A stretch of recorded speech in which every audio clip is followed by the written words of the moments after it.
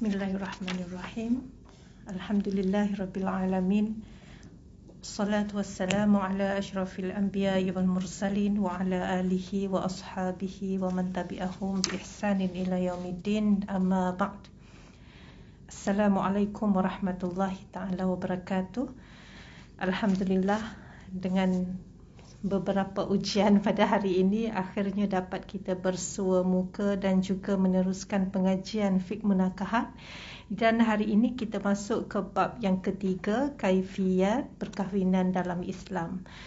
Jadi saya minta maaf di atas kelewatan beberapa mehnah di jalan raya pada hari ini. Nampaknya kesesakan luar biasa, hujan, kemalangan dan juga jalan-jalan yang ditutup kerana masalah-masalah tertentu barangkali. Jadi hari ini pembentukan keluarga bahagia. Dan bila kita sebut fiqh munakahat, perempuan sekalian, fiqh munakahat adalah sentiasa berkenaan rumah tangga, berkenaan kekeluargaan, berkenaan peranan dalam rumah tangga dan sebagainya. Jadi untuk membentuk keluarga yang bahagia, yang pertama sekali kita kena faham keluarga ini adalah satu unit ataupun kelompok yang kecil dalam masyarakat. Maknanya dia tidak terasing dalam masyarakat. Masyarakat ini terbina daripada individu dan menjadi lebih besar institusi keluarga dan lebih besar kepada institusi kejiranan, lebih besar kepada sebuah mukim, lebih besar kepada daerah, lebih besar kepada negeri, seterusnya sebuah negara. Jadi apabila memperkatakan tentang keluarga, bererti kita memperkatakan tentang sebahagian masalah dalam masyarakat. Sebab masalah keluarga adalah masalah masyarakat. Sebab keluarga sebahagian daripada masyarakat. Jadi yang kita nak lihat dalam pembentukan keluarga bahagia ini ialah apa yang dikatakan bahagia. Ya, maksud bahagia itu berbeza kepada setiap orang. Ada orang mengatakan bahagia itu sekiranya memiliki sebuah keluarga yang lengkap. Ada mak, ada ayah, ada suami, ada isteri, ada anak-anak. Bahagialah tu, ya. Walaupun kehidupannya susah, walaupun macam-macam dugaan dalam hidup, tapi asalkan semuanya wujud, ada, sihat, itu sudah bahagia. Ada orang bahagia sekiranya berpisah suami isteri. Maknanya kalau dia ni masih suami isteri, dia tak bahagia. Dia bahagia sekiranya dia boleh bercerai. Itu bahagia juga. Ya, ada yang bahagia sekiranya sihat. Dah tu suami penyakit ni, isteri penyakit ni, anak-anak macam gini, ya ampun kan. Jadi kalau semua sihat, itulah bahagia. Ada orang bahagia bila bertemu jodoh, ada orang bahagia bila dapat zuriat, ada orang bahagia apabila berdapat berseorangan. Ya Allah, ya, manusia tak pernah rasa puas dan bersyukur kadang-kadang, ya. Sebab kita selalu melihat apa yang kita tidak ada. Dan itulah yang kita katakan bahagia bila kita ada. Jadi persoalan yang timbul adalah, adakah setiap orang yang berharta, mempunyai pangkat dan kuasa adalah dikatakan mencapai kebahagiaan? Dan jawapannya ialah kita belum pasti bahagia dengan cara begitu. Bahkan perkara-perkara atau unsur-unsur ini mungkin boleh menjadikan kita ini semakin jauh daripada kebahagiaan yang sebenar. Bahagia sebenar adalah apabila kita hidup di atas landasan yang syar'i. Itu kata Syed Naqib Al-Attas. Mendefinisikan makna bahagia bila kita hidup di dalam dunia ini, perlakuan, tindak tanduk, amalan, pemikiran dan diam kita ini di atas landasan yang benar. Barulah bahagia. Walaupun kita tidak ada apa-apa. Jadi lawannya, orang yang tidak bahagia ialah orang yang bila buat sesuatu, dia buat dalam kerangka yang tidak patuh syariah. Bila dia berfikir tentang orang, dia berfikir dengan fikiran yang salah. Bila dia menulis dengan tulisan yang menyebabkan maksiat dan dosa. Bila dia melihat dan memandang, dia memandang dosa dan maksiat. Itu orang yang tidak bahagialah kalau mengikut definisi Syed Naqib Al-Attas. Jadi kita letaklah di mana kebahagiaan yang kita maksudkan dalam diri kita. Ya, dalam buku ini disebut kebahagiaan bererti kenikmatan, tidak takut, tidak bimbang, sebaliknya rasa aman dan damai dalam jiwa dan perasaan, ya, hidup dalam keadaan redha dan diredai Allah Subhanahu wa taala bukan sahaja di dunia tetapi juga di akhirat. Nah, itulah bahagia yang sebenar, lebih kurang dengan apa yang dimaksudkan oleh Said Naqib Al-Attas tadi. Jadi dalam sesebuah tamadun manusia, runtuhnya umat Islam bergantung kepada sikap individu, sikap manusia dalam sebuah keluarga itu dan juga seluruh umat. Dan banyak kelemahan dalam kalangan umat Islam hari ini adalah kerana kita kurang faham tanggungjawab. Even kita tak faham pun tanggungjawab kita sebagai seorang hamba. Apatah lagi memahami tanggungjawab orang lain atau memahami tanggungjawab kita kepada orang lain. Tanggungjawab kita pada diri sendiri pun kita tak faham. Tanggungjawab kita kepada anggota badan pun kita tak faham, ya. Anggota badan kita, mata kita, kepala kita, rambut kita, kita tak faham apa tanggungjawab. Pada gigi kita, lepas cabut, lepas cabut sakit, lepas sakit cabut, ya akhirnya tak ada gigi. Kita tidak faham tanggungjawab kita kepada gigi. Gigi kita lah, bukan gigi orang lain. Ya, kalau gigi orang lain tu doktor gigi lah, ya, yang bertanggungjawab. Jadi kita, sebab itu kadang-kadang kita perlu muhasabah dan mengukur sejauh mana kita ini bertanggungjawab, ya, dalam diri sendiri. Kita tengok sejauh mana kita tepat waktu semasa solat, sejauh mana kita menjaga anggota badan. Itu menunjukkan di mana kita letakkan tanggungjawab itu dalam kehidupan, ya. Jadi kalau rasa orang lain tak sakit gigi, kita dah sakit. Orang lain tak rosak mata, kita dah sakit, dah rosak, dah rabun. Ya, orang lain boleh mendengar, kita dah tak dengar dah.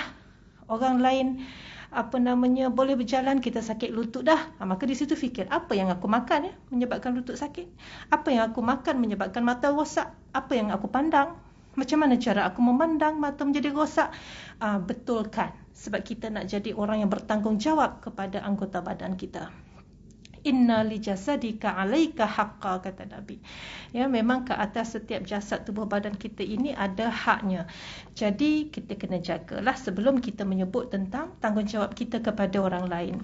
Jadi balik kepada tajuk kita adalah perkahwinan yang kita nak fokus, ya, dalam kitab ini. Dan perkahwinan merupakan ikatan yang suci lagi mulia, menggambarkan perkembangan yang sihat dalam usaha sebuah masyarakat untuk mencari kesempurnaan dan kebahagiaan hidup serta melahirkan keturunan dan zuriat. Kita percaya dalam agama kita untuk melahirkan zuriat ia mesti melalui institusi perkahwinan sahaja. Ya, sekiranya di luar daripada institusi perkahwinan, ia bukan satu bentuk penghasilan generasi yang betul. Jadi kalau nak zuriat, kahwin. Kalau nak anak, kahwin. Ya, jadi perkahwinan itu asas untuk perkembangan hidup yang sihat dan dalam masa yang sama kita menjaga keturunan. Macam mana kita nak jaga keturunan kalau kita melahirkan zuriat yang tidak ada keturunan?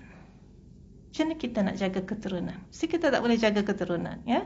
Jadi kalau zuriat yang lahir tidak ada nasabnya daripada bapa, dari ibu sudah pastilah. Yang mengandungkan, yang melahirkan itulah ibunya. Dari keturunan ibunya jelas, tapi keturunan bapa tidak jelas, ya.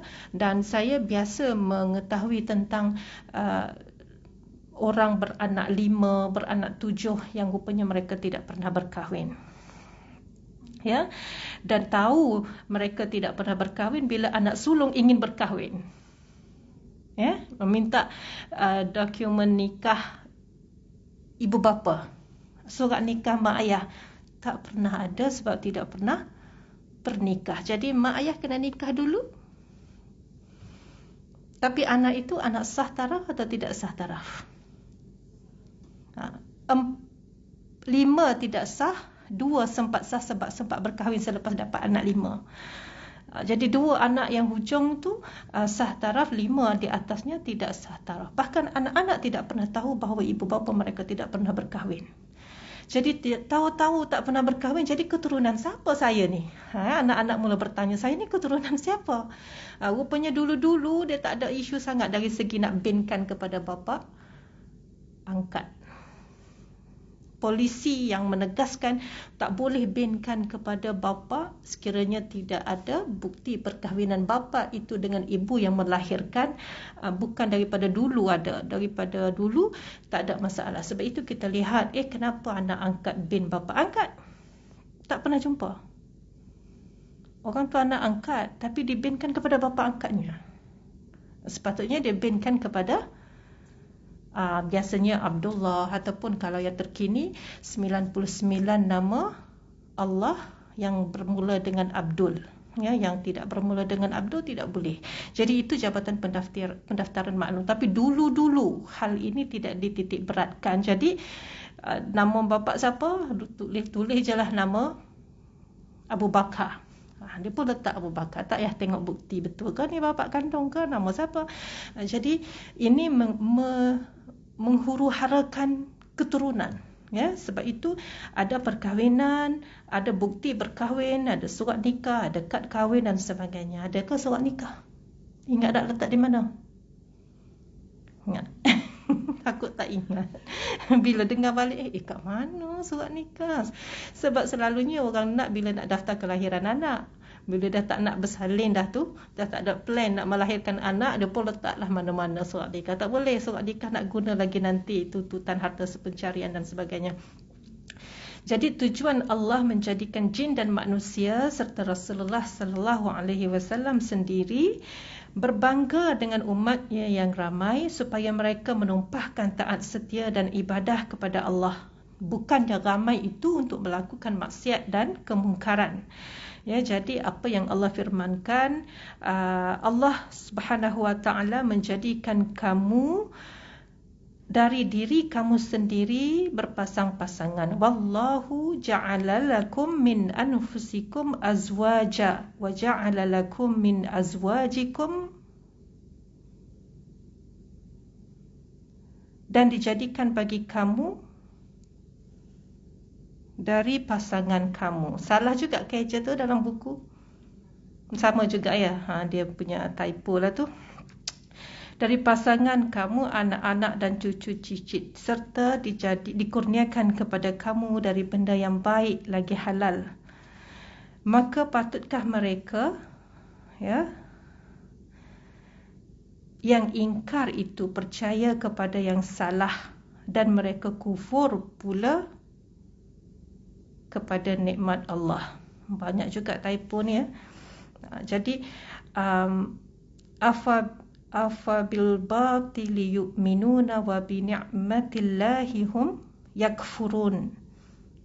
Maka patutkah mereka percaya kepada yang salah dan mereka kufur pula kepada nikmat Allah? Sudah pasti jawapannya tidak patut.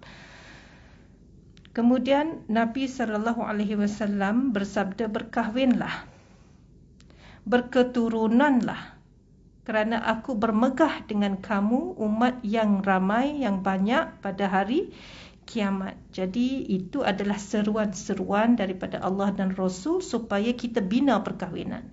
Supaya perkahwinan itu dilakukan, dilaksanakan. Jadi tidak timbul soal, patutkah kita berkahwin? Perlukah kita berkahwin? Baikkah kalau berkahwin? Macam mana hari ini kita memilih untuk tidak berkahwin kerana perkahwinan hari ini banyak yang menyusahkan, misal kata. Tak perlu timbul. Sebab yang mengatakan perkahwinan itu baik adalah Allah dan Rasul. Maka kita tidak persoalkan. Jadi asas perkahwinan ini, perempuan sekalian, adalah di atas beberapa perkara. Jadi dalam kitab ini dinyatakan beberapa perkara.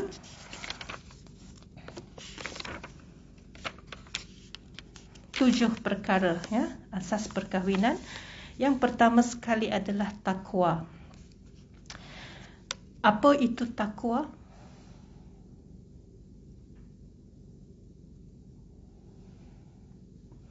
Apakah itu takwa?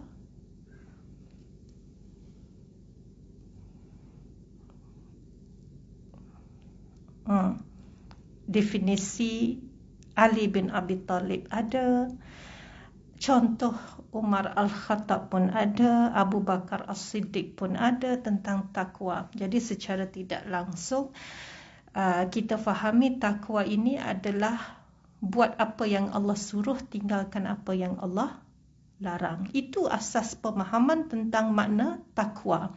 Jadi contohnya kita berpuasa pada bulan Ramadan adalah tujuannya untuk mendapat takwa. Sebab takwa ni kadang-kadang orang berusaha menjadi orang yang bertakwa, tapi dia rasa macam tak takwa juga dia. Jadi antara perkara yang Allah janjikan kita dapat takwa ialah jika kita puasa di bulan Ramadan. Jadi kita pun puasalah 30 hari. Ya, lama-lama berulang 30 hari, 30 hari, 30 hari, tahun demi tahun. Akhirnya kita rasa, tiba-tiba kita rasa kita ingin menutup aurat. Contoh. Maknanya kita dah mula nak buat baik dan tinggalkan yang tidak baik. Tiba-tiba kita datang je rasa saya nak tutup aurat dah. Selama ni tak pernah tutup. Kenapa? Datang dari mana perasaan? Tak tahu, tiba-tiba. Ya, tiba-tiba takwa itu datang. Macam mana? Rupanya mungkin takwa itu kerana kita puasa di bulan Ramadan. Jadi Allah bawa takwa ke dalam hati dan jiwa kita. Jadi takwa ini benda yang kita tak nampak, benda kita tak boleh rasa, tapi kita tahu kita ada pertambahan atau pengurangan. Ya, daripada menutup aurat tiba-tiba kita rasa saya tak nak dalam tutup aurat sebab selama ni saya tutup tak ikhlas pun. Sudah. Ya, tiba-tiba nak buka. Ini maknanya takwa bertambah atau berkurang? Agaknya lah kan. Agaknya semakin berkurang. Jadi kenapa pula takwa berkurang ya? Yang kita nak ialah takwa bertambah. Jadi kita nak bina perkahwinan di atas rasa takwa. Kenapa? Kalau orang kita takwa ini takut. Takut pada Allah. Takut bukan pergi jauh. Takut mesti semakin dekat. Itu takwa. Takut makin dekat. Tapi takut orang kita, takut lari jauh-jauh. Jangan salah faham yang itu. Jadi takwa ataupun takut kepada Allah ini maknanya kita nak buat sesuatu, nak buat dengan betul. Jadi berkahwin itu adalah satu benda yang betul. Bila ada satu perhubungan lelaki dan wanita dan kita memilih perkahwinan, maka kita sudah memilih takwa. Bila kita ada hubungan antara lelaki dan wanita, kita tidak memilih perkahwinan. Tapi hubungan itu diteruskan dengan cara yang tidak sah. Maka ini tidak takwa. Jadi orang memilih untuk berkahwin itu orang sudah memilih takwa. Alhamdulillah. Ya, jadi yang kedua, asas pembinaan perkahwinan ini adalah mawaddah warahmah. Ini selalu orang sebutlah. Ya, apa itu mawaddah? Kasih sayang. Dan apa itu rahmah? Belas kasihan. Kat sini dia tulis kasih mengasihi pun boleh. Ya, belas kasihan. Berkasih sayang kerana tanpanya perkahwinan akan hancur, kebahagiaan akan menjadi angan-angan sahaja dan masyarakat tidak akan hidup tenteram. Jadi masyarakat seluruhnya ini perempuan hidup tenteram disebabkan rumah tu tenteram, rumah ni tenteram. Dalam satu kejiranan kata ada 300 rumah. 300 rumah itu orang di dalamnya semuanya tenteram. Agak-agak apa masyarakat itu rasa? Tenteramkah masyarakat yang tidak tenteram? Mestilah masyarakat yang tenteram. Jadi nak jadikan masyarakat itu tenteram, pastikan setiap keluarga itu tenteram dahulu. Kalau keluarga tu bergaduh aja, tak baling lesung, baling kasut. Tak baling kasut, baling frame gambar. Gedegeng. Tak tenteram. Rumah sebelah dia menjerit macam marah anak. Tak tenteram. Hak sebelah ni gaduh je suami isteri. Gedegeng baling apa benda dekat dinding. Jadi 300 rumah semuanya tidak tenteram. Adakah masyarakat itu tenteram? Tidak mungkin masyarakat itu tenteram. Jadi setiap keluarga yang dibina itu asasnya mesti tenteram. Mesti ada kasih sayang di kalangan ahlinya dan saling mengasihani antara satu sama lain. Kita ni kan bila fikir balik semula, kita dengan suami kita tak pernah kenal sebelum kita kahwin kan. Mungkin dekat-dekat nak kahwin tu kita kenal lah. Tapi tak pernah kenal pun. Bukannya kata daripada lahir pernah kenal, berjumpa, tahu orang ni macam mana. Tak.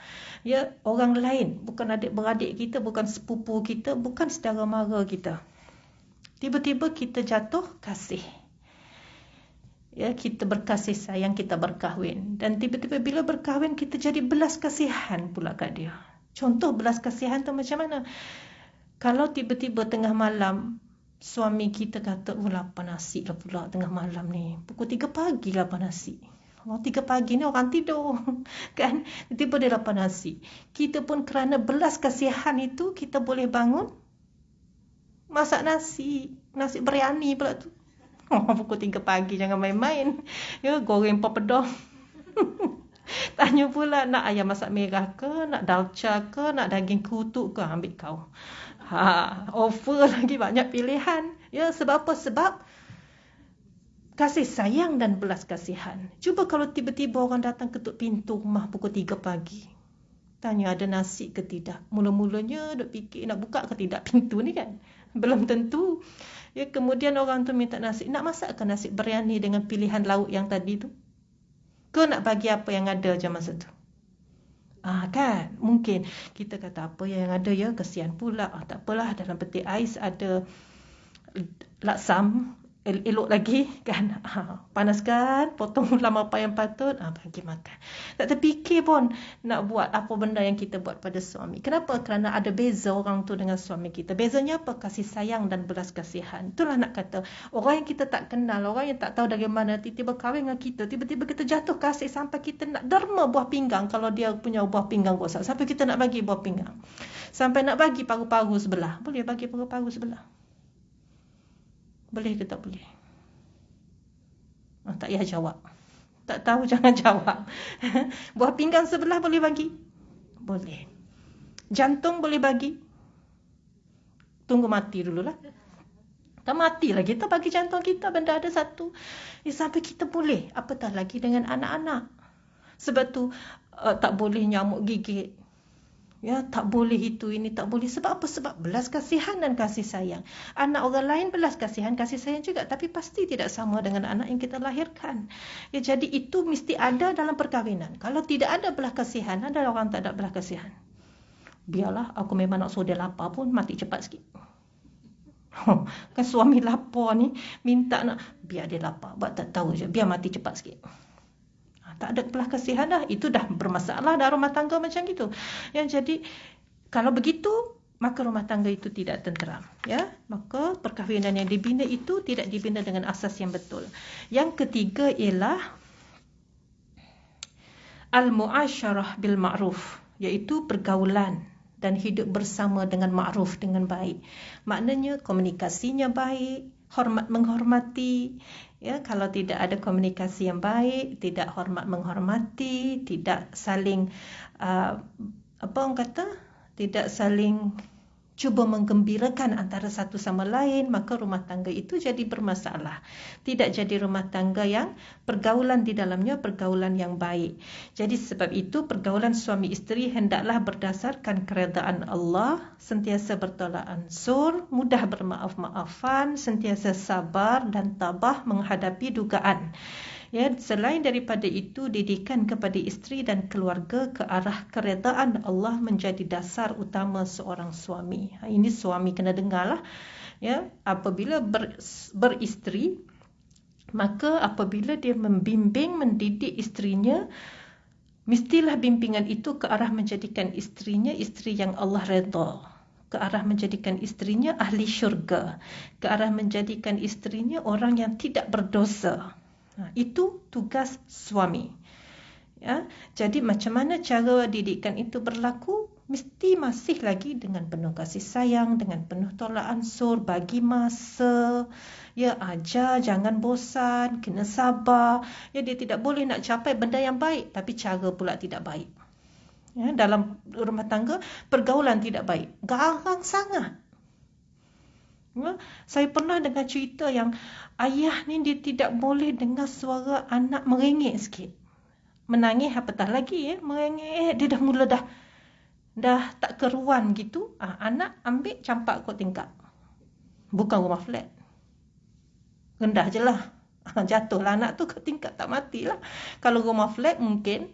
Ya, jadi dia tak boleh. Dia kena, orang itu mesti jauh dari dia dan luar daripada pandangan mata. Sebab apa dia jadi begitu? Sebab dulu ayah dia pun macam tu buat dia. Mungkin ayah dia dulu pun tok dia macam gitu. Jadi dia tak boleh bina pergaulan yang baik sebab dia tidak boleh cope dengan suara anak menangis. Tak boleh cope dengan suara orang bercakap banyak. Buatnya suami isteri dia peramah habislah. Kan? Nak cerita pasal hari ni masak apa tu pun macam ceramah. Dia suaminya tak tahan, ya, mulalah timbul marah dan sebagainya. Jadi pergaulan yang baik itu mesti didasari tolak ansur. Tak semua benda kita boleh suka pada seseorang itu. Ada benda yang kita tak suka. Jadi yang kita tak suka itulah datang tolak ansur. Ya, kalau kita tak suka tapi kita kata berubah juga, sekarang juga kena berubah. Dia tak berubah.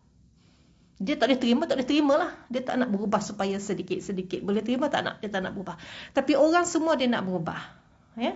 Mengikut kehendak dia. Ini bukan tolak ansur. Ya? Dan kerana itulah muasyarah bil ma'ruf ini menjadi asas dalam rumah tangga. Pastikan pergaulan kita baik. Wa'ashiruhunna bil ma'ruf, kata Allah dalam surah An-Nisa ayat yang ke-19. Dan bergaulah kamu dengan dengan isteri-isteri kamu itu dengan cara yang baik. Kerana ayat ini dalam maksud kepada lelaki, jadi dia kata isteri-isterilah. Kemudian keempat, amanah dan tanggungjawab. Ya, kalau tidak ada sifat amanah, tidak ada sifat tanggungjawab dalam rumah tangga, ya, maka rumah tangga itu tidak akan kekal lama dan terbina dengan tempoh yang panjang ataupun selama-lamanya sehingga meninggal dunia. Perkahwinan hendaklah diasaskan atas dasar bahawa ia merupakan amanah dan tanggungjawab, bukan nafsu semata-mata. Ya, dan amanah ini hendaklah dilaksanakan tanpa putar belit. Sebaliknya hendaklah dengan cara yang ikhlas dan jujur. Ya, jadi kalau kita orang yang amanah, kita pasti akan tunaikan tanggungjawab. Sebagai apa? Sebagai suami, tanggungjawab sebagai suami. Kalau sebagai isteri, tanggungjawab sebagai isteri. Jadi kalau orang tidak amanah, dia tidak akan tunaikan tanggungjawab dalam rumah tangga. Jadi yang terkini, apa yang perempuan tahu tentang pembayaran nafkah suami kepada isteri? Tahu tak? Tak baca berita? Ke tak perasan? Dicadangkan untuk potong duit terus daripada akaun bank suami untuk automatik nafkah pada isteri dan anak-anak. Kan? Bagus ke tak bagus? Nanti dulu nak fikir dulu. Tak tahu bagus ke tak bagus. Ya. Kalau orang lelaki barulah dia rasa macam nak fikir, dan orang perempuan bagus. Ya, jadi mungkin ada baiknya. Jadi cuma nak laksanakan tu dengan keadaan yang harmoni, ya, sampai suami tidak rasa dia teraniaya dengan cara itu. Bukan teraniaya macam mana, kadang-kadang suami ni itulah susah nak cerita. Banyak juga kes-kes poligami yang tidak berdaftar. Ya. Orang tidak tahu yang suami ini ada tanggungan lain selain daripada keluarga itu. Orang tak tahu. Jadi isteri yang seorang itu pun tidak tahu. Jadi dia of course dia kata takkan gaji 25,000 tak boleh tanggung ini, tak boleh ini, tak boleh. Rupanya suaminya menanggung 3 keluarga. Dia tidak tahu, yang dia tahu suami menanggung hanya keluarganya. Kan? Tiba-tiba ada 2 lagi keluarga lain. Dah salah siapa dah tak bagi tahu. Jadi dalam mahkamah pun kita tak boleh nak kata betul gaji saya besar tetapi saya ada 3 keluarga. Tak boleh nak cakap macam tu. Sebab apa? Sebab dirahsiakan. Tapi nak tak nak kena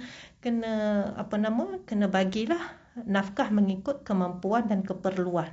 Kemampuan 25,000. Dia tak kira 25,000 bagi 3. Dia kira 25,000 tu. Ya, dan juga keperluan isteri dan anak-anak. Jadi ramai yang struggle disebabkan itu. Ya, tapi di pihak mahkamah, peguam tak boleh banyak membantu sehingga mereka buat declaration. Mengesahkan bahawa saya ada tanggungan banyak-banyak ini dan kerana itu saya tidak boleh memberi nafkah sebagaimana diminta. Kalau tak buat deklarasi, kena bagi mengikut gaji yang ada. Jadi kena amanah, ya. Begitu juga nak berpoligami, amanah dengan walaupun tidak perlu beritahu, tetapi bagi tahulah, kerana itu tanda amanah. Bolehkah tak bagi tahu? Ni pun tak tahu semua ni ha. Ya, kalau lelaki berpoligami perlu atau tidak memberitahu kepada isteri pertama? Bukan minta izin ya, beritahu. Perlu atau tidak perlu? Kenapa perlu? Ha? Ada kaitan? Dia macam ni. Bila kita buat permohonan di mahkamah untuk berpoligami, antara yang akan dibuat oleh mahkamah ialah memanggil isteri sedia ada untuk dibahagikan harta sepencarian setakat mana mereka berkahwin sehingga hari permohonan dibuat. Bahagi dulu. Rumah ada 2, kereta ada 3, harta dalam tabung haji ni, dalam bank ni, tanah begini-gini, okey, berapa semua jumlah? Bahagi 2. Sebab lepas ni kena bagi 3. Sekarang bahagi 2 dulu. Ya, jadi suami isteri ni dia pergi kuliah fiqh munakahat. Jadi dia tahulah kalau nak bahagi harta sepencarian ini dia ada 3 sebab. Yang pertama, bercerai. Kena bahagi harta sepencarian. Yang kedua, meninggal. Bahagi harta. Yang ketiga, poligami. Jadi dia perlu tengok, kita tak bercerai. Kita tak meninggal. Meroyanlah dia, mesti hak nombor 3 kan.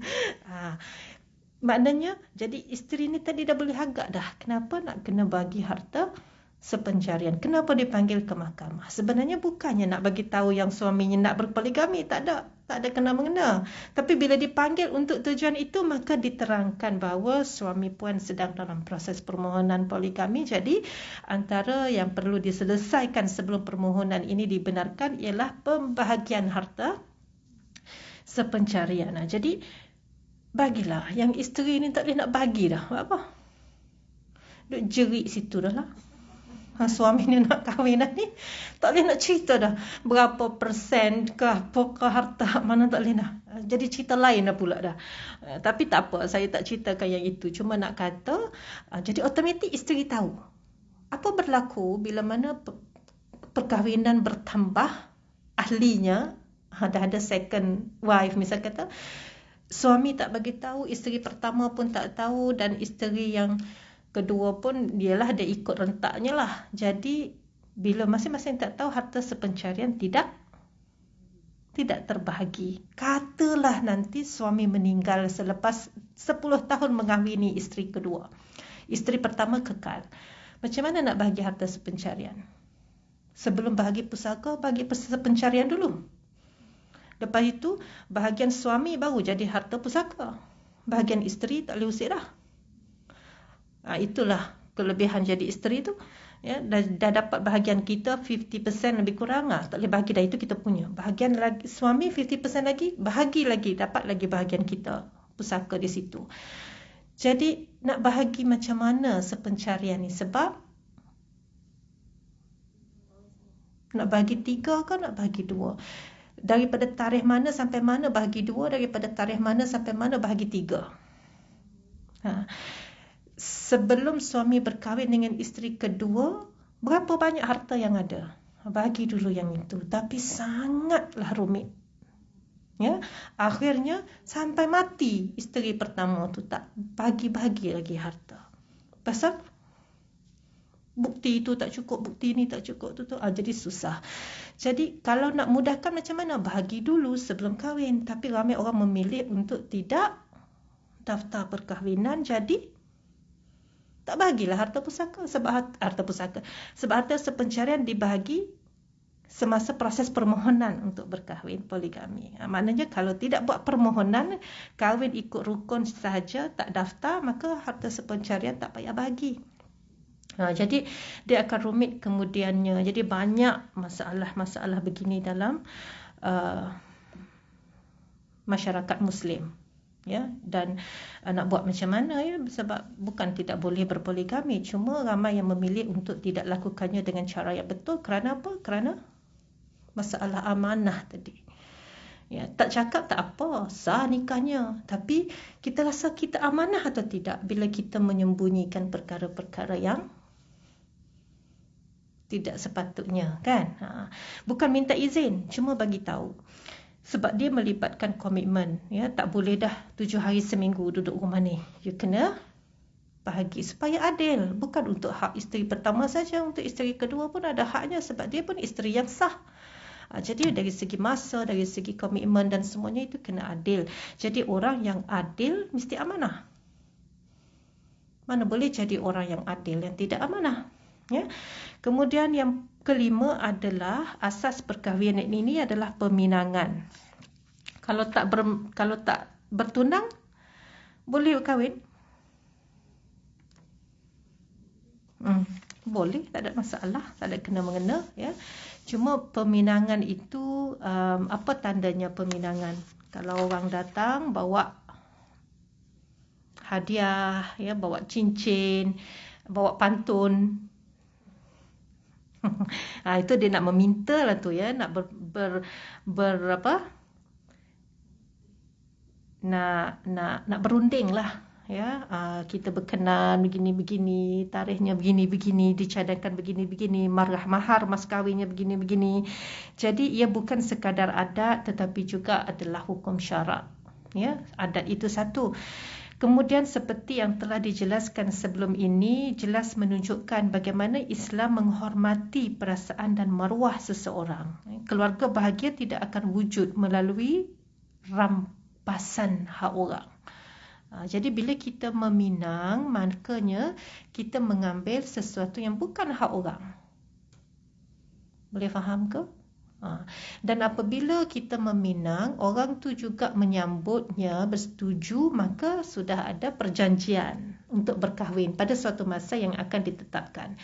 Ada orang lain boleh ambil tak ini? Ni pun tak boleh ambil. Betul?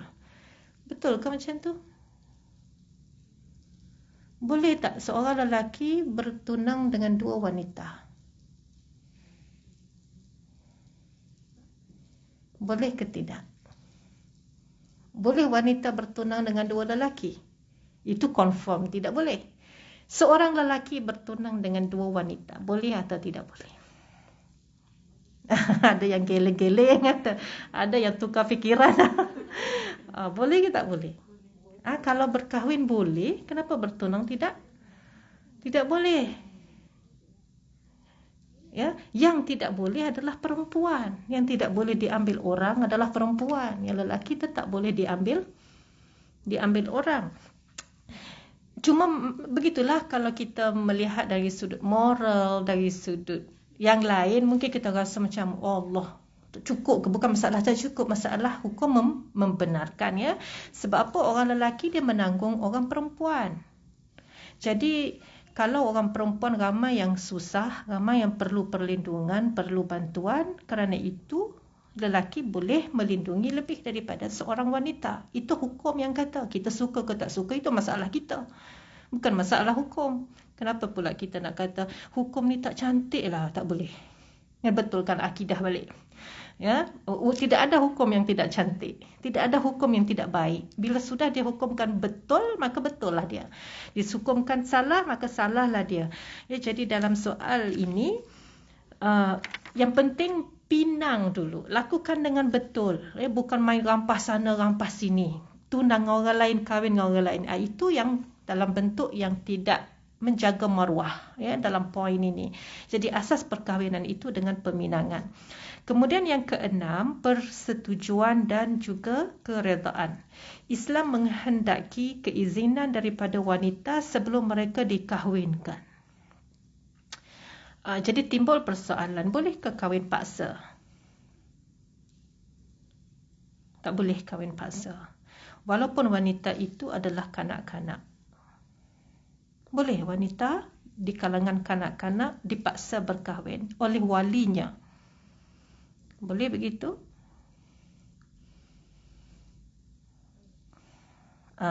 Ya, Nabi kata minta juga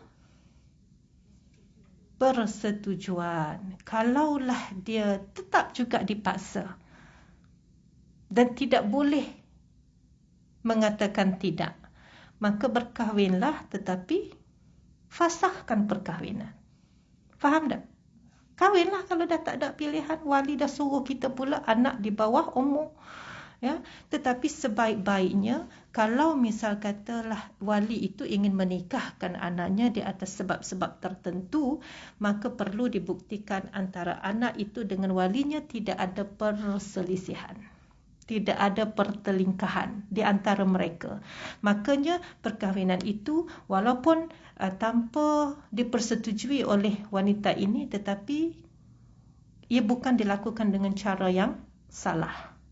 Tetapi yang terbaik untuk situasi hari ini adalah dengan keredaan. Dan kalau boleh, elakkan perkahwinan di kalangan bawah umur. Sebab apa? Realiti hari ini, wanita ramai yang menanggung keluarga, menanggung diri sendiri, menanggung anak-anak. Jadi macam mana nak menanggung keluarga, diri sendiri ataupun anak-anak jika kita tidak berkerjaya? Dan kalau nak berkerjaya, macam mana kalau tidak bersijil, berilmu, berpendidikan, ya? Tapi realitinya bila berkahwin di waktu bersekolah 15 tahun, 14 tahun, mereka tidak meneruskan pengajian. Ya, mesti berhenti. Ya, dan tidak pernah ada jaminan, okey, saya kahwin umur 14 dan saya berhenti, tapi jaminannya ialah saya ditanggung sampai mati. Ada? Kalau tidak ada, maka kita tidak boleh take for granted. Ya, maka kita kena fikir, bila berkahwin ini bukan sahaja biologi kita matang, tetapi juga cara menyelesaikan masalah kita matang. Berilmu, matang dalam ilmu. Boleh mendidik anak, matang untuk mendidik anak. Boleh menjalankan tugas sebagai isteri, matang dalam menjalankan tugas sebagai isteri. Boleh menjangka penyelesaian sekiranya berlaku konflik dalam rumah tangga, matang dalam menyelesaikan konflik. Kalau tidak, maka lebih baik untuk mengelakkan kemudaratan itu. Berkahwin baik, tapi kemudaratan yang timbul daripada perkara-perkara ini dalam perkahwinan itu kita tidak boleh pandang mudah. Ya, sebab itu kalaulah semua lelaki itu seperti Rasulullah sallallahu alaihi wasallam, tak ada masalah. Kahwinlah. Ya, tetapi tidak begitu seperti kita lah. Kita semua tidak seperti Sayyidatina Khadijah. Kita tidak seperti Sayyidatina Aisyah. Bukan sahaja lelaki tidak seperti Rasulullah, kita pun tidak seperti isteri para Rasul. Jadi macam mana nak dibandingkan dengan sah, ya, antara Rasulullah dan juga isteri-isteri. Jadi kita ambil prinsipnya itu yang boleh membantu kita dalam membina rumah tangga yang Allah redha, insya-Allah. Jadi balik kepada persetujuan dan keredaan tadi, kalau boleh setiap perkahwinan itu dengan izin tuan punya badan dan juga ibu bapa mereka, itu lebih baik. Kemudian yang ketujuh, yang terakhir, asas perkahwinan adalah tugas dan tanggung jawab. Ya, bagi mewujudkan keluarga yang bahagia, setiap anggota keluarga hendaklah mengetahui perasaan, peranan dan tanggungjawab masing-masing dengan akhlaknya yang jujur dan sempurna seperti yang dikehendaki oleh Islam. Jadi nak bina rumah tangga ini perlu faham apa tugas seorang suami, apa tugas seorang bapa, apa tugas seorang isteri, apa tugas seorang ibu. Yang inilah yang kita kurang tekankan, melainkan ia berlaku secara semula jadi dalam pendidikan rumah tangga. Ya, anak-anak menilai, oh mak dia buat begini. Oh macam ni kalau jadi isteri. Ya, ataupun macam ni jadi ibu. Tapi kalau cara ibunya betul, maka betul lah anak-anaknya. Kalau cara ibunya tidak betul, maka tidak betul lah anak-anaknya. Tetapi secara rasmi belajar untuk memahami tugas isteri tidak berlaku. Melainkan orang yang dia belajarlah fiqh munakahat secara mendalam dalam pengajian di pondok-pondok ataupun di universiti. Di sekolah pun tak ada. Kan? Masuk universiti, ambil bidang perundangan Islam, belajar fiqh munakahat. Dia belajarlah. Tapi yang dalam bidang lain, tunggu kuliah hari Jumaat. Fiqh munakahat. Ya. Jadi dia tidak berstruktur. Pengajian untuk memahami tanggungjawab sebagai ahli keluarga itu tidak berstruktur, melainkan yang saya sebutkan tadi. Jadi kita kena tahu macam mana nak ini lebih baik adalah melalui pendidikan dalam rumah. Jadi kalau kita ada anak perempuan, sekali-sekala tu panggillah dia menghadap kita. Ni mak nak ajar tentang tajuk asas perkahwinan. Kan? Pernah buat? Belum? Bukan tak pernah, belum. Okay. Bawa balik kitab ni, pinjam dengan surau, kan, belajar kan. Seronok juga sebenarnya anak-anak kita belajar sesuatu yang baru bagi mereka direct daripada ibunya. Kalau kita ada buat tak betul, kita kata yang ni jangan ikut mak buat tak betul sebenarnya, tapi insya-Allah mak akan berubah. Yang betulnya begini. Ya.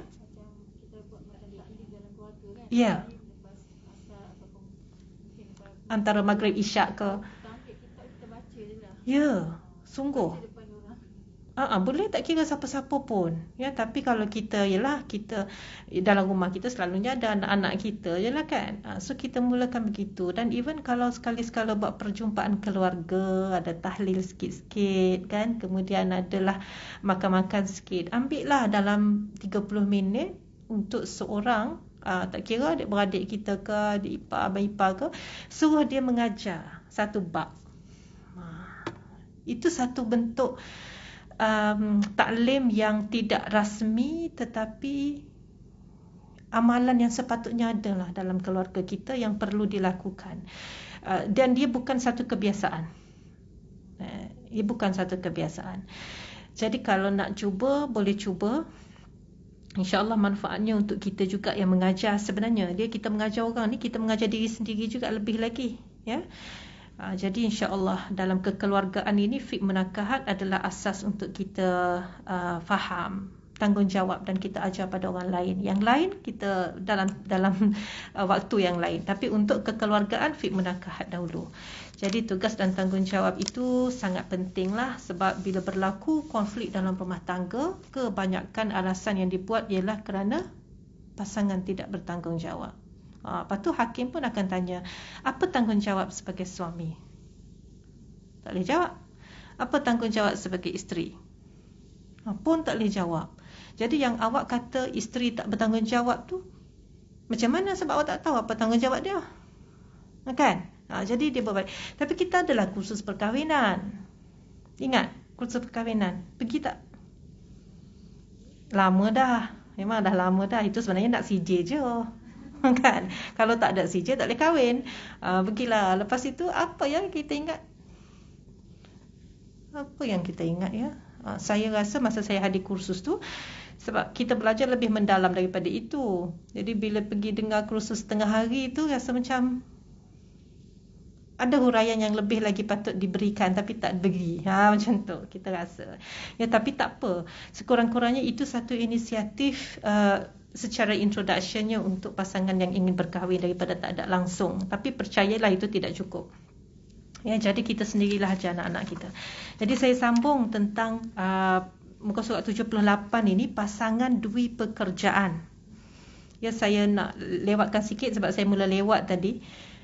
Pasangan dui pekerjaan ialah pasangan yang kedua-dua suami isteri bekerja sepenuh masa di luar rumah. Macam kita lah ni ya. Pada masa kini, semakin ramai para isteri yang menceburi bidang pekerjaan, dan antara faktor-faktor yang menyebabkan ia terjadi ialah kerana yang pertama, untuk menjamin masa depan sekiranya berlaku perkara yang tidak diingini seperti kematian suami hilang pekerjaan dan sebagainya. Walaupun untuk setiap anak ditetapkan dalam agama kita jelas, kalau ayahnya meninggal, maka tanggungjawab menafkahi anak itu adalah bapa kepada ayah.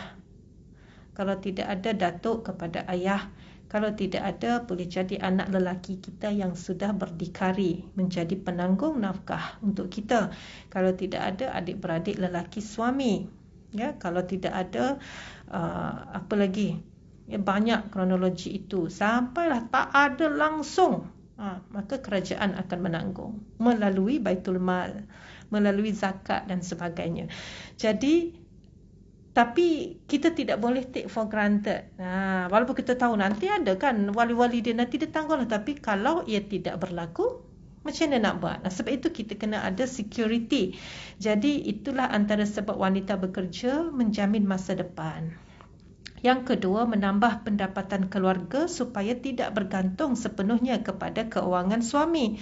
Ya, kadang-kadang bukan suami tak bagi duit, tapi suami bagi beli baju raya 2 pasang, kita nak 5. Kan, lagi 3 pasang beli sendiri. Gitu kan.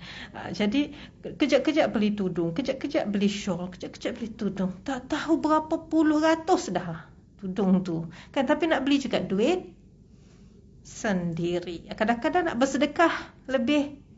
Ya, suami bagi duit ekstra untuk bersedekah tapi rasa macam saya nak sedekah lebih lagi. Maka kita dapatkan pendapatan sendiri. Kemudian yang ketiga, untuk hidup lebih selesa dengan memiliki harta yang sempurna. Macam mana harta yang sempurna ni ya? Tak apalah, tak kisah. Yang kita faham ialah mungkin kita boleh mencukupkan ekonomi rumah tangga. Jadi daripada duduk rumah 2 bilik boleh duduk rumah 3-4 bilik. Yang ditampung oleh kita. Kemudian yang keempat, memenuhi kepuasan diri selaras dengan kelayakan dan kelulusan mereka. Jadi kerana itu wanita bekerja. Ya, kepuasan diri kadang-kadang ataupun kerana kepakaran. Ya, kalau kita jadi pakar sakit puan dan kita adalah wanita, pakar sakit puan pula. Pekerjaan kita itu adalah satu keperluan sebenarnya kepada masyarakat.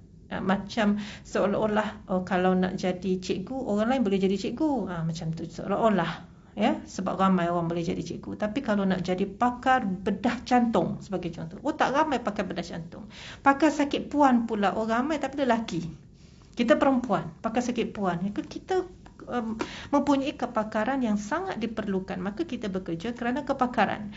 Ya, dan bentuk pengurusan rumah tangga bagi pasangan dui pekerjaan ini mungkin adalah sedikit rumit ya, kerana masing-masing sibuk dalam urusan di luar dan juga mesti bersama-sama dalam urusan dalam rumah. Jadi yang pertama sekali, mengikut satu kajian, penglibatan wanita dalam pekerjaan telah menyebabkan berlaku 4 jenis bentuk pengurusan rumah tangga bagi pasangan dui pekerjaan ini, iaitu yang pertama, pasangan dui pekerjaan tradisi namanya ya. Selepas waktu bekerja, suami tidak mempedulikan urusan rumah tangga dan mempunyai waktu rehat yang panjang, manakala isteri pula terus menguruskan kerja-kerja rumah tangga dan waktu rehatnya lebih singkat. Jadi ini tradisi yang tradisional. Kebanyakannya bila dua-dua bekerja di luar rumah, tapi bila balik, suami tu balik rumah tu kira selesai adalah kerja dia hari tu. Selamat dah. Tapi isteri balik rumah, duduk office lagi berehat. Ada yang kata kan, masa duduk office lagi dia rasa ada me time juga. Bila balik rumah, Allahu Rabbi, ya, dialah panglima perang, dialah jururawat, dialah doktor, dialah segala. Jadi ini tradisional. Itu biasa dalam masyarakat ya. Yang mana adakah ia menepati kehendak agama? Itu kena lihat semula macam mana Rasulullah dalam menjalankan tugas sebagai suami di rumah. Adakah Nabi keluar rumah saja, Nabi berperang, berjihad, berdakwah dan balik rumah Nabi berehat?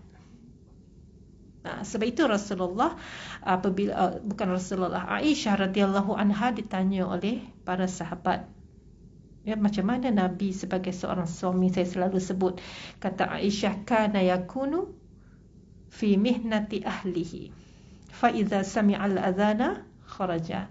Ya, Nabi sentiasa dalam khidmat kepada seluruh ahli keluarga. Fa idza sami'al adhana, tapi apabila bunyi azan, kharaja, dia keluar sebab nak kena solat. Keluar daripada bilik.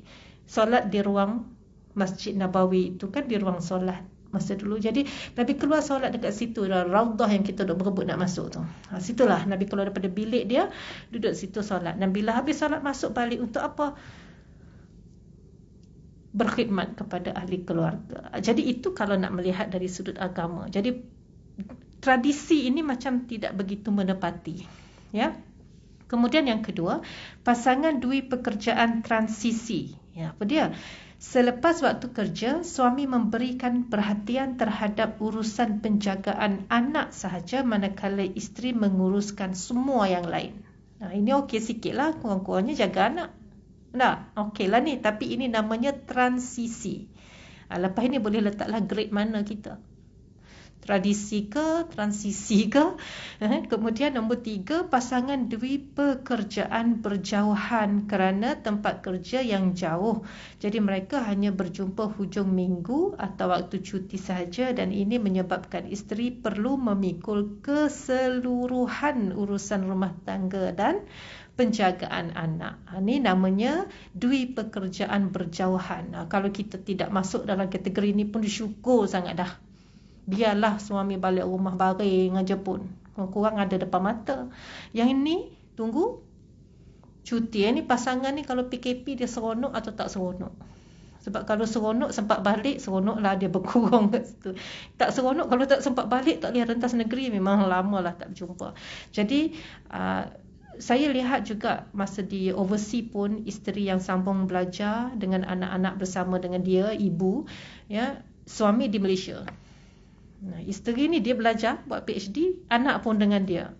Semua urusan anak dan dia belajar juga ditanggung sendiri. Jadi suami datanglah setahun sekali macam tu, visit sekejap, ya. Jadi saya rasa sangat mencabar, ya. Jadi ini masuklah kategori ketiga agaknya, walaupun dia bukannya bekerja tetapi belajar, tapi itu sebahagian daripada kerjaya lah.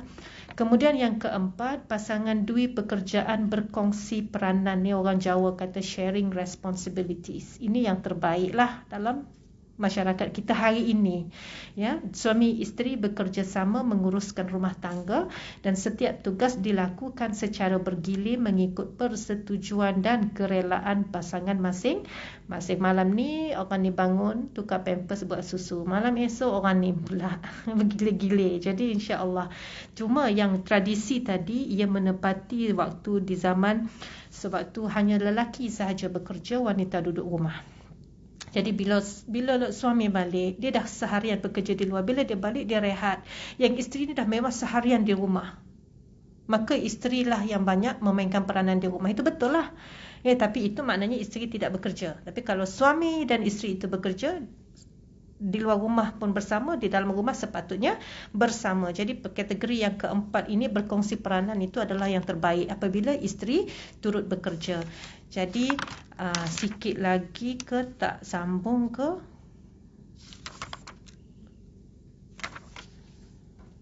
Boleh lagi sikit ke tak? Tadi saya kata 2.5 kan? Tak apalah, nampak macam dah nak kena solat tu. Jadi insya-Allah kita sambung muka surat 79 ini, dilema pasangan dui pekerjaan, pada kuliah yang akan datang. InsyaAllah kita tadi dalam muka surat berapa tadi? Tadi 67, sekarang 79. Okey, insyaAllah. Okey, jadi ada soalan? Ya, silakan. Pasal anak angkat tadi tu kan, sebenarnya tak cakap orang, saya sendiri memelihara anak seperti begitu. Yang tak sah taraf lah sebenarnya. Diberi pada orang kepada saya, diberi orang kepada saya. Saya okey, macam mana kita nak terangkan kepada dia yang sekarang, yang dia pun dah sebenarnya dah tahu dah dia macam anak angkat lah. Lepas tu saya cuba mencari ibu bapa. Bila kita nak katakan ibu bapa tu macam mana?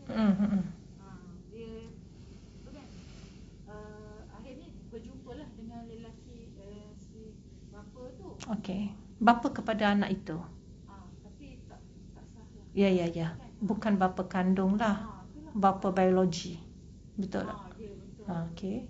So macam mana kita nak terang? Okey, sebenarnya mestilah dalam dah berbelas tahun kita tak jumpa, tiba-tiba kita baru jumpa during PKP tahun lepas.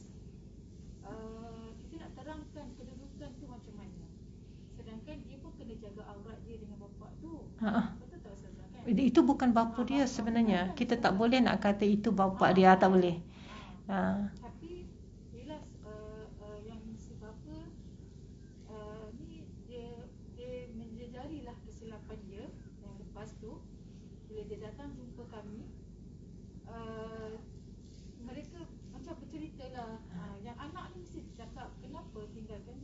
Okey. kami.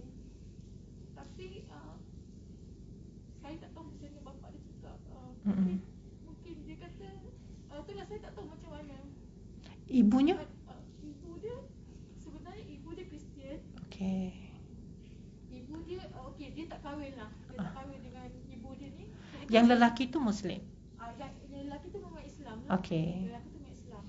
So yang ibu ni dia tak nak fikir kisah-kisah lama. Dia kata so tak payahlah saya nak kaitkan dengan dia lagi. Okey. Dia kata tapi cuma dia tahu anak tu dah besar dan dia mengakui yang anak tu muka macam dia macam happy lah tengok muka anak tu.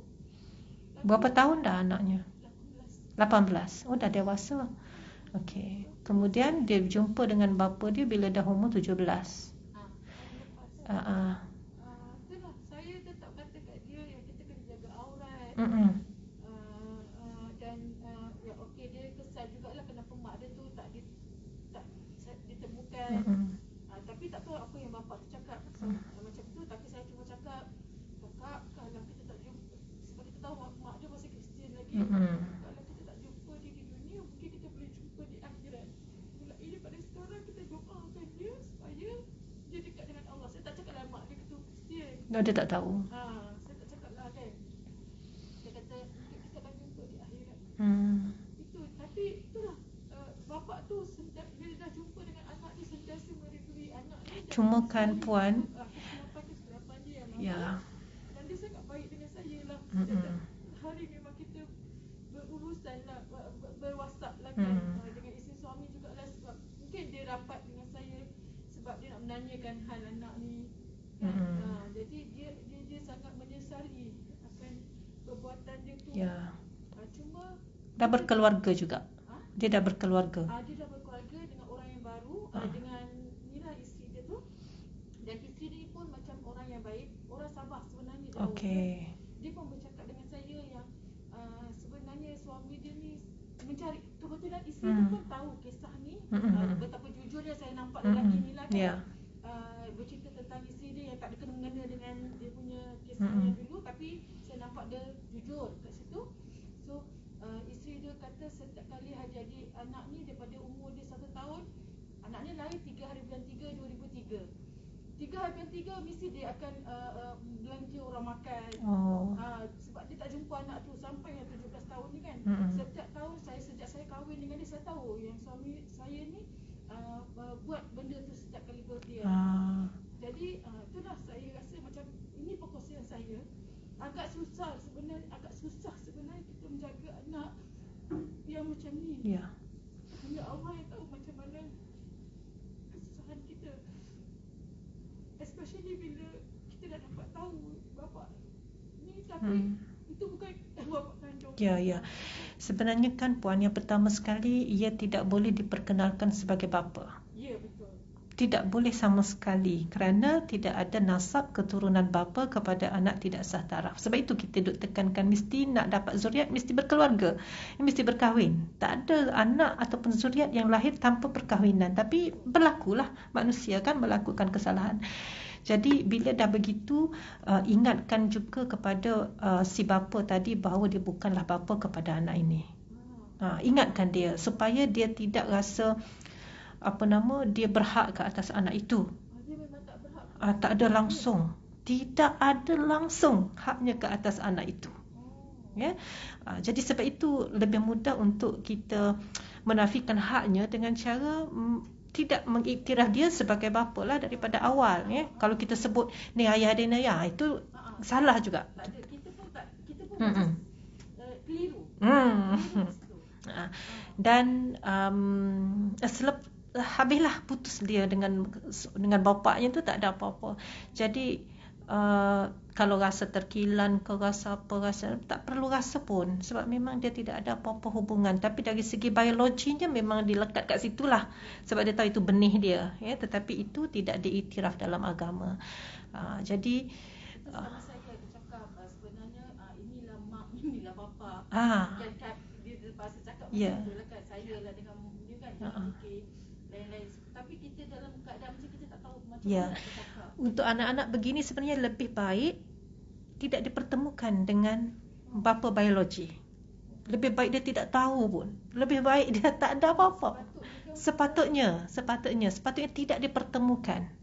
Tapi dengan ibu tu, kalau boleh cari sampai jumpa. Sebab hubungan anak dengan ibu tu adalah hubungan yang mengikut nasab dan tidak akan terputus. Tapi dengan bapa dia tidak ada pengiktirafan terhadap bapa. Jadi ini kita takut timbul masalah-masalah macam ni lah bila dia bertemukan dengan bapa yang sebenarnya bukan bapa. Jadi itu satu punishment sebenarnya kepada seseorang yang orang tak tahu, kita kena beritahu Ustazah benda macam ni. Kesian kat awak, walaupun awak kata ini adalah anak, sebenarnya bukan. Tak, bukan anak dia. Lepas tu dia nak kasih duit kan Ustazah kan. Kita orang menolak lah sebenarnya kan. Tapi Kak tolonglah kan. Dia kata ini adalah, itulah saya nampak tadi. Itu tak ada masalah. Cuma bukan nafkah lah. Sebab dia bukan bapa, jadi dia tidak perlu. Tak boleh. Jangan seolah-olah kita mengiktiraf. Nanti kita mengiktiraf satu hubungan yang haram itu. Kan? Kita kena hati-hati juga. Kalau kita kata bapa-bapa, jadi seolah-olah kita mengiktiraf penzinaan itu sebagai sesuatu yang halal lah pula. Jadi memang banyak ujian. Tapi pahalanya Masya Allah. Kan? Orang menyelamatkan akidah. Menjaga anak begini menyelamatkan akidah tu. Menyelamatkan agama. Dia tak usah cerita lah makan minum pakai pakaian tempat tinggal, itu benda kecil. Tapi menyelamatkan nyawa, menyelamatkan akidah, itu satu benda yang besar dan menyelamatkan Islam. Okay. Tahniah, insya-Allah pahalanya berganda-ganda. Ya, jadi insya-Allah kita tangguh dulu kuliah kita untuk bulan akan datang. Dan minta maaf sekiranya ada terkasar bahasa, terkurang dan sebagainya. Terima kasih. Assalamualaikum warahmatullahi taala wabarakatuh.